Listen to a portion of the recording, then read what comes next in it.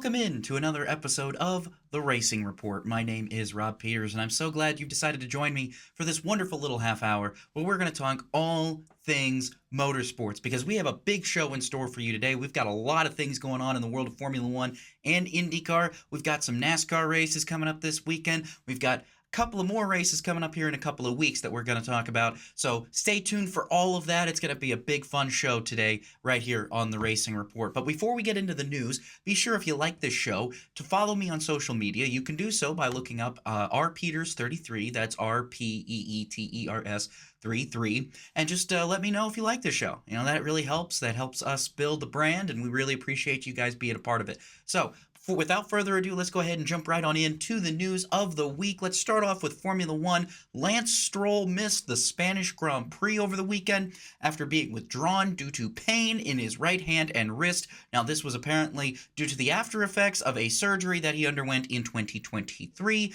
after a cycling accident. Now, here's what's really interesting about this story. According to the BBC, Stroll might have aggravated this injury after losing his temper in the team's garage after qualifying on Saturday. Now, the BBC reports that an Aston Martin spokesperson did confirm that Stroll lost his temper, but did not indicate that the injury was related. So there's still some conflicting information on whether or not it was related. It seems, though, that maybe the injury might have happened during qualifying, and that did frustrate Lance Stroll, obviously.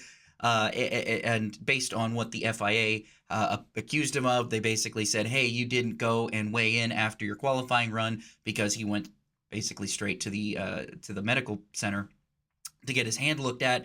And so there's a lot of moving parts to this, but what's really interesting here is that Aston Martin's reserve drivers, so let's say as Lance Stroll can't run the Canadian Grand Prix coming up here in a couple of weeks. That's his home Grand Prix. That'd be pretty disappointing.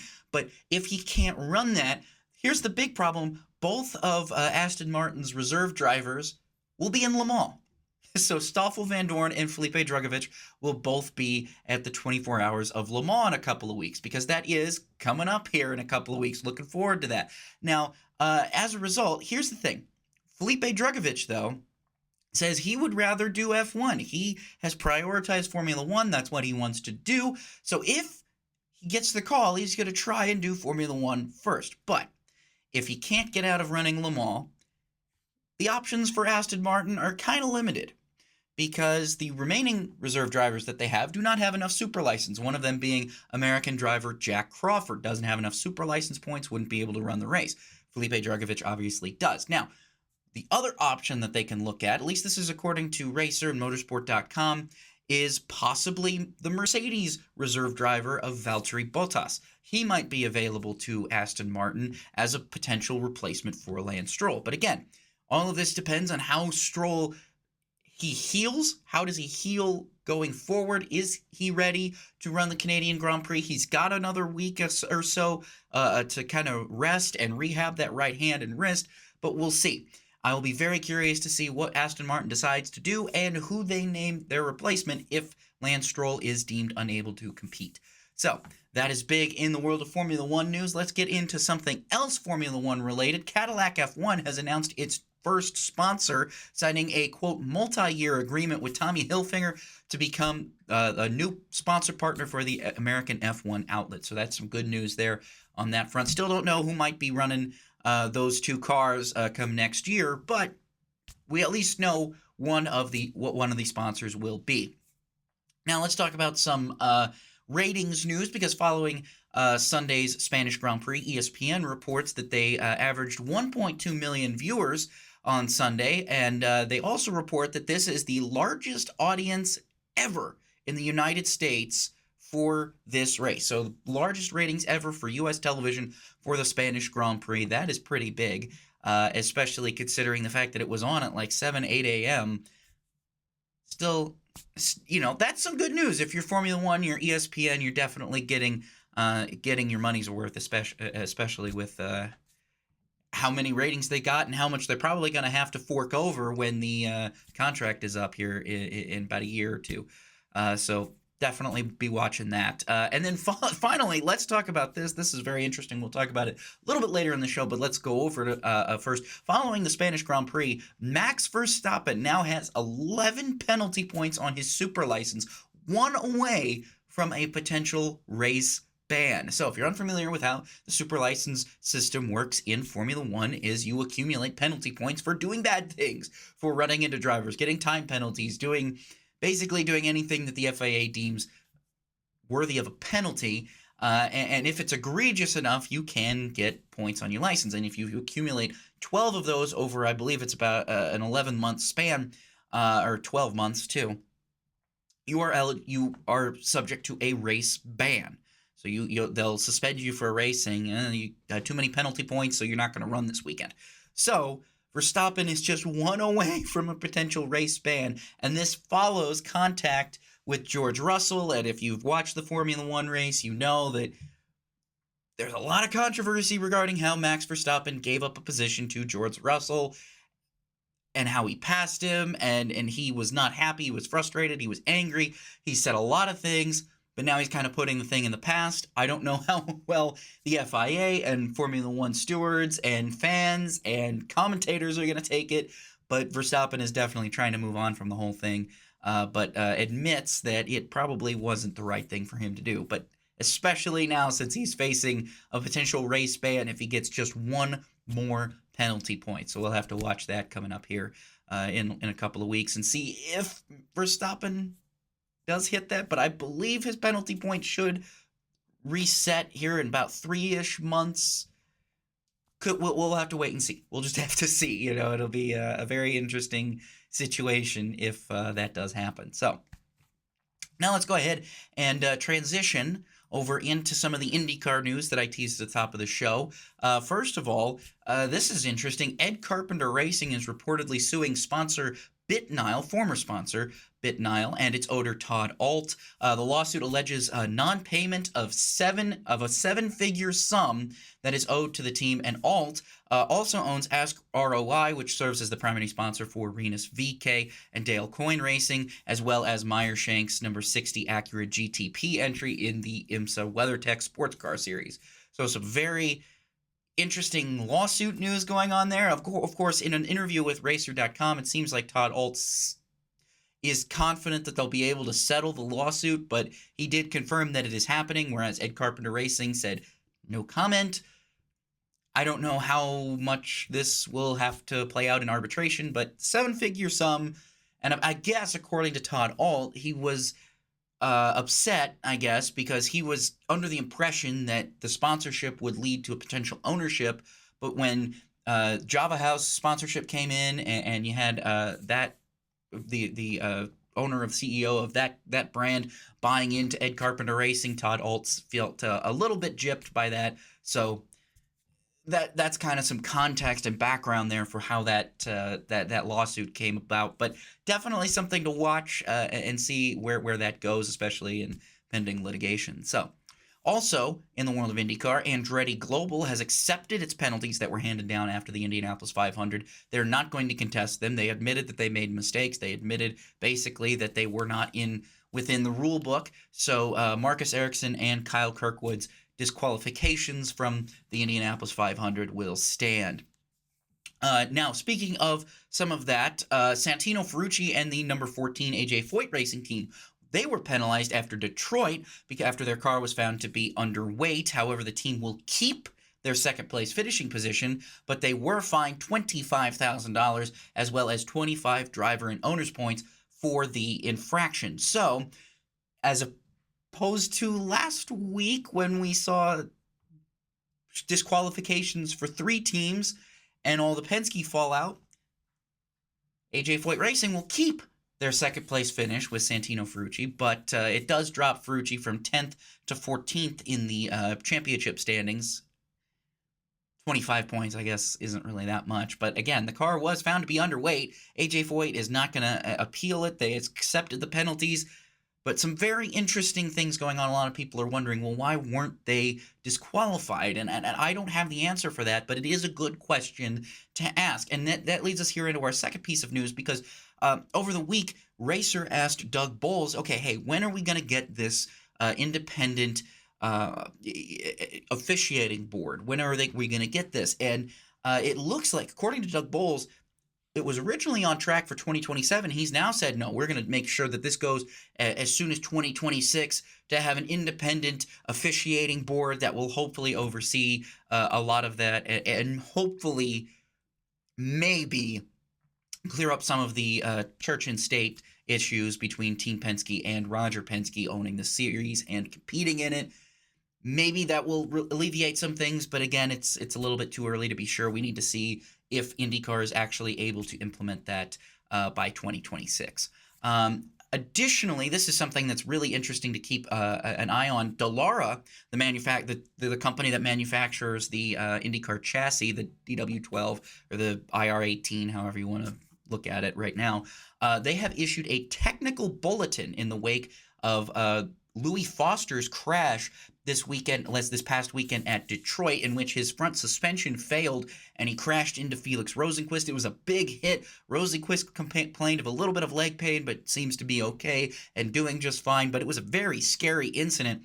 And so Dallara has said, hey, every team right now should go and conduct an inspection of the mounting bracket. That mounting bracket. So they know which mounting bracket of the suspension failed on the car 45 car. And Dallara is telling all of its teams, you need to check it out and make sure that you guys are all fine and that everything is working, because they don't want to see something like that happen again, especially going to an oval track like Gateway, which isn't exactly, a high-speed oval track, but it is still relatively fast. And it's definitely better to be safe rather than sorry, especially when we're talking about potential suspension failure. That can be a big impact like we saw on Sunday. And it's not something we really want to see again. So that's what's going on there in the technical world. Now let's talk about some news for you the fans. This is big. If you're in Indianapolis or wherever you are, if you're thinking about going to the IndyCar season finale in Nashville Superspeedway, because you're like me, and just wants to see Indy cars on a high-speed oval that's not Indianapolis, this is your chance. Again, tickets are now on sale for the newly renamed Borchetta Bourbon Music City Grand Prix at Nashville Superspeedway. Again, that is coming up here August 30th and 31st, with the race being on the 31st. That will determine the champion. Hopefully we haven't determined the championship by then. But based on where Palou is right now, I think we might already know. But still, it'll be the championship race again. And I'm curious to see if anybody else has gone to that race, what they think about it. I was there last year as a fan. I loved it. I thought it was one of the more fun events of the year. And I really think that it had a really good turnout and a really good crowd. And the ticket prices look so far so good. They're about on par with what standard race tickets are nowadays. But there are bundles and packages available to anybody who wants to get them. But again, if you're in the area, if you're able within traveling distance to Nashville and you want to take a nice weekend out there, I highly recommend it. It is a great track and a great event. So that's coming up. Tickets are on sale now. Final piece of IndyCar news here before we break. Fox received over 1 million viewers for the Detroit Grand Prix, which is up last year from about 600,000 viewers. And also up from 2023, the last time the race was on over-the-air television on NBC. Just beat it barely in the ratings from 2023, but it was a sizable increase over 2024 when that race was on USA, but still not as much as Formula One. Not as much as Formula One, which was, again, on at 7, 8 in the morning. Go figure, is what it is. Take the wins where we can get them. Over 1 million people watching Detroit is a win, and we should try and take it whenever we can. So that is it for the first half of the news block here. Let's go ahead and take a quick break. And when we come back, we're going to discuss some interesting news in the Supercars world, and we're going to talk all the NASCAR news that developed over the past week. So don't go anywhere. You are watching The Racing Report. And we are back on The Racing Report. My name is Rob Peeters. Let's get you caught up with some of the Supercars news that happened over the week. We talked about it last week. Tickford Racing might be up for sale. They're looking for some potential partners and backers that might be able to purchase ownership stakes in that team. Well, now we know that whoever does do that, they know who the drivers are going to be, because Tickford Racing has signed Cam Waters and Thomas Randall to contract extensions through the 2027 season, with an additional option for the 2028 season. So that is very good news there. Both of those drivers have been fairly successful. Cam Waters has had great luck with Tickford, and Thomas Randall is really coming into his own as a Supercars driver. So that's great to see. Great news there. But let's talk about some of the more American Supercars news. Yes, I said it. Supercars news from America. That don't really say that very often. But this is very interesting because Kyle Larson has officially withdrawn himself from a planned wildcard entry during the Supercars Grand Final races at Adelaide. Now, this is very interesting because the entry was fully backed. It had full funding. Napa Auto Parts, which is a sister company basically to Repco, which is the title sponsor of the Supercars series. They call it Repco Supercars. They fully sponsored the car. Now, remember, Napa sponsors Kyle Larson's teammate, Chase Elliott, in the Cup Series, so it kind of made sense here. Fully funded car, right? And Larson has pulled out. So, and the reasoning, apparently, this is according to Speed Cafe, Larson's management said he, quote, ultimately decided to step back from the event as the level of commitment during that time of year was simply too great for him and his family. Remember, he was supposed to do a double event down there, running a sprint car race as well.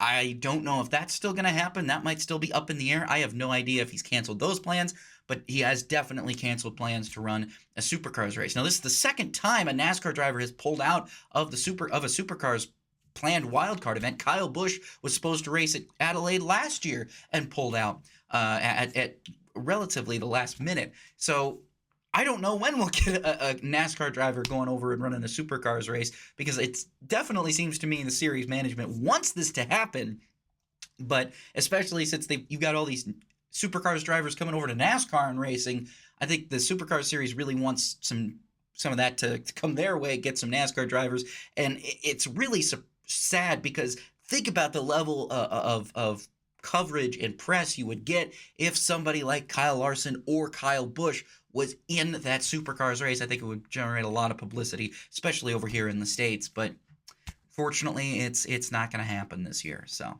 let's move on into some NASCAR news now, because we've got a big NASCAR weekend coming up in Michigan. We got to talk about that. But first, let's go a little bit further down south, talk about some of that news that's coming out of the Atlanta area, because Atlanta Motor Speedway has been renamed Echo Park Speedway as part of a new 7-year multi-million-dollar naming rights deal. Yes, this is going to take some getting used to.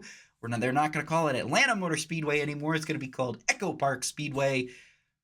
Again, this is not uncommon. Remember, Charlotte Motor Speedway used to be called Lowe's Motor Speedway. That was, again, owned by SMI, which is the same company that owns Atlanta Motor Speedway. And also Infineon Raceway, now known as Sonoma Raceway, if you remember that. That was a corporate sponsorship as well. So stuff like that isn't uncommon. Even right now, we have Worldwide Technology Raceway at Gateway. I still call it Gateway. Most people call it Gateway. I don't know if Echo Park Speedway is going to catch on as much as maybe they want. I think you're still going to have a lot of people calling it Atlanta, because remember, with ISM Raceway, nobody called it that. Everybody still referred to it as Phoenix. So I'll be curious to see if the same thing happens here. But at least for the next 7 years, you're going to be calling it Echo Park Speedway. And not Echo Park Speedway at Atlanta. It's just Echo Park Speedway. So might be something to get used to here, especially for longtime NASCAR fans who've been calling it probably Atlanta Motor Speedway for the last couple of decades. So, hey, let's move on to this next piece. This is cool. Connor Zilisch has added 2 more Cup starts to his schedule. He will drive the number 87 Red Bull Chevrolet for Trackhouse Racing coming up at Atlanta, and also at Watkins Glen, which is the site where he won on debut in the NASCAR Xfinity Series last year. So some pretty big news there. Good for Connor Zilisch getting more Cup starts, and that's really cool to see him go out there, and maybe we'll see if he can really impress people at Watkins Glen. I don't think he really got the chance to do it at COTA, and I'm really looking forward to see him potentially do that here at Watkins Glen coming up later on this year. Also, drivers making debuts, I guess. Andres Perez de Lara is going to make his Xfinity Series debut at his home race at Mexico City coming up here in a couple of weeks. He's going to drive the number 91 DGM Chevrolet with sponsorship from Telcel, much like he has in the Truck Series right now with Spire. So some good news there for Perez de Lara. Also in the Truck Series, Corey LaJoie is back with Spire Motorsports after saying he didn't want to go racing in the Trucker Xfinity Series earlier this year. Very interesting turnaround there. But he's going to drive the number 07 in 9 of the final 13 truck races beginning this weekend at Michigan.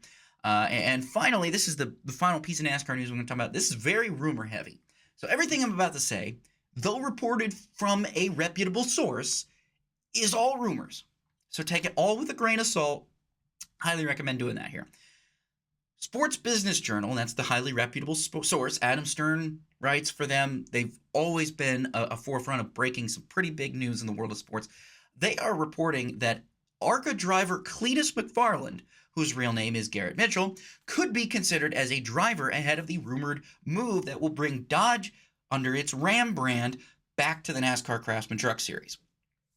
Now, what's important to note here is that this is a leaked document that SBJ got their hands on. So this could change, but it looks like Dodge wants to make a comeback in a big way, and perhaps getting a big name celebrity to drive your truck is one way to do it. Now, Cletus McFarland only has 3 ARCA starts so far this year, so we might be rushing him a little bit. But it's not. Let's not say that he's been terrible, he's been bad, or anything like that. I don't think that. But it is very interesting to see Dodge kind of including him in their plans to come back to NASCAR, or at least those rumored plans, because again, nothing's been confirmed, nothing's been announced at all, so we don't know for sure. But the hot rumors are that Dodge could be coming back to the Truck Series, at least first with the Truck Series, with the Ram brand, and they might be entering Cletus McFarland as their driver. But we'll all have to see. Again, that is just hearsay right now, so we'll have to see where that goes further on. So, all right, that is it for the news. We're going to take another break real quick, and when we come back, we're going to recap the weekend's races, and we're going to get you ready for the races that are coming up this weekend and next weekend. So don't go anywhere. You are watching The Racing Report. And welcome back to The Racing Report. Let's go ahead and wrap up the show, talk about some of the races that happened over the weekend. We had NASCAR. All 3 NASCAR National Series were in Nashville for a great weekend for fans down there in Nashville. It looked like it was a sold-out crowd for the Cup race. That was great news to see that. So a lot of great things going on down at Nashville Superspeedway. What a great story there. The track sits dormant for about 10 years. Nobody's using it. Nobody knows what's going to happen with it. And now it comes back, and it's got successful NASCAR races, successful IndyCar races. It's got obviously one of the races in NASCAR is a Cup date, which is something that the track was never sure was going to happen, and now it has happened now for the last about 5 seasons. So just great news there on Nashville Superspeedway's part. But it was a bit of an interesting race. There was some interesting pit strategy that was going on, some interesting tire strategy. But I think a lot of fans were very frustrated with, again, the quality of racing.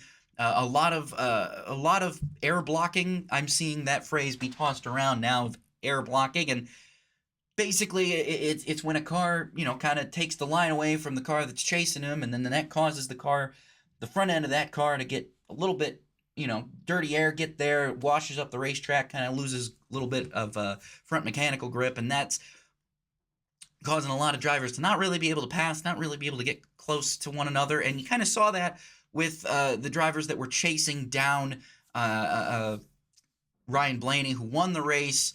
Late in that race, you saw Carson Hocevar and Denny Hamlin. They were trying to move up through the lap traffic, but it just didn't look like they could really get anywhere. They couldn't really pass anybody, and that was really frustrating, I think, for them and for the fans. I'm hoping the race is a little bit better this weekend in Michigan, but we'll see. I don't know. We'll find out. Anyway, the Xfinity race, I could say, was a really good one despite Justin Allgaier's dominance. It was still a really fun race, though I was surprised to see it did not eclipse 1 million viewers on the CW. But again, maybe I'm not super surprised about that because, honestly, if you're flipping around TV on a Saturday night, if you're watching TV on a Saturday night at all, you're probably not looking at the CW unless you are a NASCAR fan. So I can't say I'm that surprised, but I still thought it was a fun Xfinity race. And then, of course, the truck race on Friday night was also fun. You saw Raja Carruth going out there and getting a victory at Nashville. That was really cool to see. I think a lot of people, that was a good feel-good win there for Raja. So just a fun race at Nashville overall the weekend. Hey, Ryan Blaney, also, he has locked all 3 Penske cars into the playoffs now with that victory. So Logano, Cindric, and Blaney will all be competing for a championship when we get to around August, September, that time. So now let's talk about the IndyCar race that was in Detroit. Kyle Kirkwood is the only other driver to beat Alex Palou, and we've got 2 race winners in about 7 races, which is unbelievable, but it was a very interesting race, I think. You saw a lot of kind of attrition, a lot of drivers kind of trying to figure out the right pit strategy, but Kirkwood's strategy worked a little bit better than everybody else. There were a lot of drivers out there as well that had some career days. You had Kiffin Simpson going out there getting a top 5. That's his best finish. Santino Ferrucci, even with the penalty, second place is still his highest finish in IndyCar. So a lot of positives there to take away. How was the race? I thought it was okay, but again, Pato and a lot of other drivers are kind of like, you got to listen to some of what Pato was saying. Pato O'Ward was saying after the race, and even before the race, very critical of not only the hybrid, but then also the track itself down there at Detroit. So, and again, that's what kind of makes that whole race interesting is the track is a lot of tight turns, a lot of 90-degree turns, some hairpins, and also it's got that weird double pit road where the time you lose on pit road is a lot less than a normal track, I guess. And that's what I think contributed to a lot of that interesting pit strategy was that, depending on where you were in the race, maybe there was a local yellow, you might be able to make a stop and gain some time. And you're really not on pit road for that long, especially with this pit road. So just an interesting race overall. Of course, Alex Palou failing to finish. First time all year he's failed to finish. First time all year he hasn't been on the podium. He's either been winning or second. He was second at Long Beach when Kirkwood won, but now he got punted, crashed into the wall. That was not good. But Palou seemed to, at least looking at the post-race press conference and the statements he gave to Fox Sports after being released from the medical center, he was just like, happens. You can't win them all. So he kind of just brushed it off. He still got like a 90-point lead over O'Ward, though. So, but also let's talk about the elephant room here. Anybody seen Tony Kanaan? What he is picking some fights. He was not happy with Scott McLaughlin after contact with Nolan Siegel. I'm surprised, and then he said some very questionable things and criticizing Scott McLaughlin and his driving abilities, bringing up the pre-race accident that he had at Indianapolis, and then bringing up this incident between him and Siegel.